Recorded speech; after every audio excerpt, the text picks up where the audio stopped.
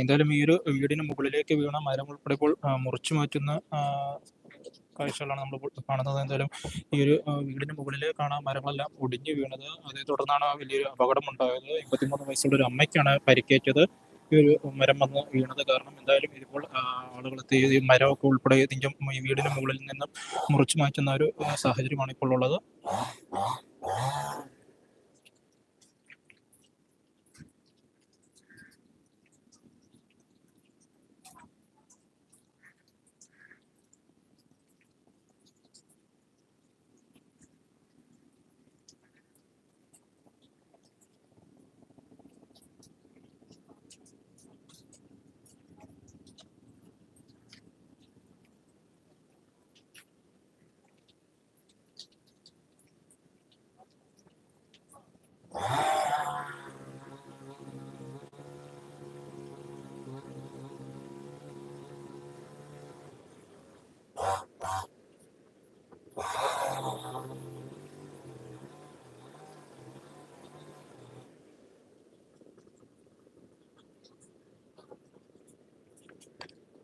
എന്തായാലും ഇന്നലെ ഉണ്ടായ അതിശക്തമായ കാറ്റിലും മഴയിലും കോട്ടയം ജില്ലയിലെ വിവിധ പ്രദേശങ്ങളിൽ അതിശക്തമായ നാശനഷ്ടങ്ങൾ ഉണ്ടായിട്ടുണ്ട്.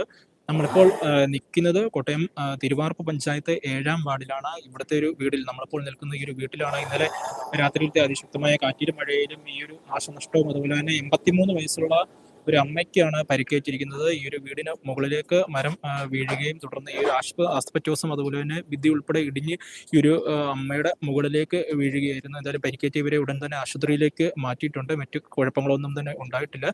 തലയ്ക്കാണ് പരിക്കേറ്റിരിക്കുന്നത്. എന്തായാലും ഉടൻ തന്നെ നാട്ടുകാരുടെ